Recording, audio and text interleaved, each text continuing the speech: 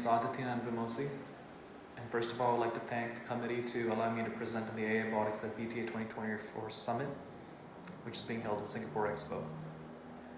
The topics of today that we'll be discussing are embedded slip cast elements, clay additive manufacturing, rotation, robotics and autonomous systems, hybrid ceramic manufacturing methods. All the projects that will be presented are part of Stuart Weitzman School of Design at the University of Pennsylvania. The program is directed by Professor Robert Storr-Smith, and the group members associated with these projects are myself, Aditya Nandvamosi, Jem Akun, Masa Masalagu, and Aisha Al-Shari. This project explores how we can take advantage of different shrinkage ratios while 3D printing clay over bone dry slip cast elements. It focuses on embedding spherical slip cast elements during the clay 3D printing process to add value and utility through rotation for a clay building facade. Experiments that allow for control within 3D printing and the usage of RealSense computer vision technology and pick-and-place algorithm demonstrate automation at large-scale production for this hybrid fabrication method. In this research, robotic and autonomous manufacturing are employed to explore new ceramic envelope attributes by combining different fabrication methods. The use of slip casting and clay 3D printing allows us to leverage the shrinkage rates of different clay bodies to explore rotatable elements in a new ceramic building facade.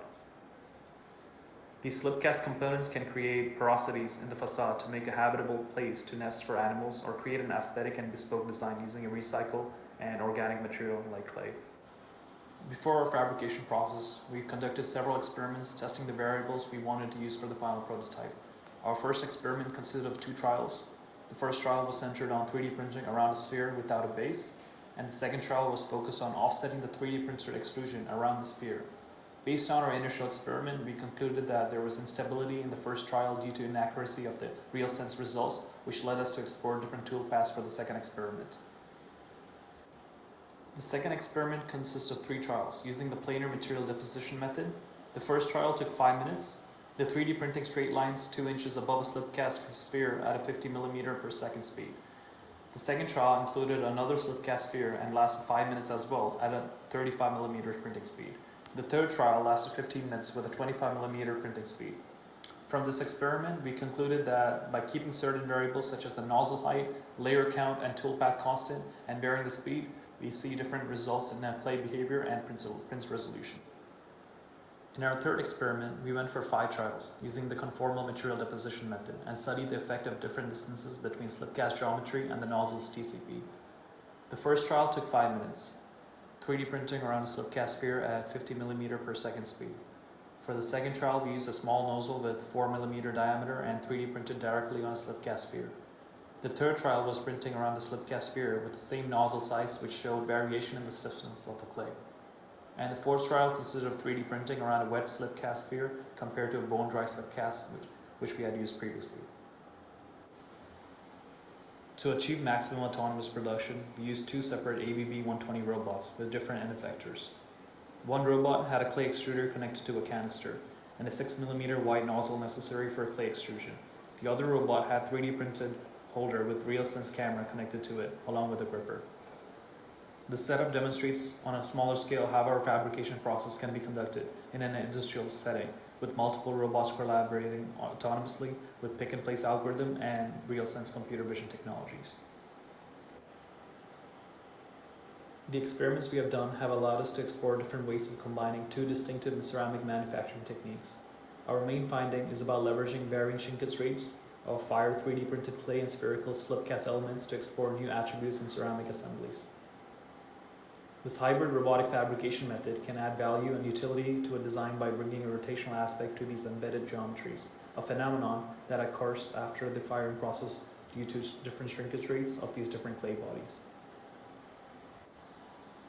We believe that further experiments should be carried out to explore different shapes and expanded functions of these embedded elements. There is a potential to see how this phenomenon can allow for rotation to be used for different functions other than just nesting and aesthetics properties. Some issues we encountered including precise glazing and avoiding cracking during the drying process. While we found potential solutions to glaze 3D printed parts and embedded slip cast elements separately without causing glazing to mix, this was not the main focus of the research. Our prototype components were modeled to increase airflow and reduce cracking. which was a success. But the logic and the best practices should be further explored and documented properly.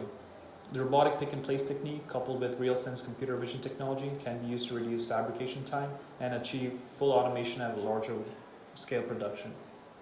Using robotics to automate embedded 3D printed designs can be achieved at a larger scale at a faster rate, rather than our fabrication process, as 3D printing, picking and placing, bone drying, and kiln firing can be done simultaneously in an industrial setting as well, which could cut time and reduce manual labor. Overall, I would say this experiments, based on our group's efforts and commitment, formed an experiment that turned out to be very successful in order to be applied at a larger scale. Thank you. The second project of the material agencies looked into the application of carbon fiber wire in the robotic automation process and its potential to increase the tensile strength when factors such as temperature and environmental factors are affected. The project will manifest as a lightweight endoskeleton, providing an envelope and support for the growth of an organic, structural, and an ephemeral system.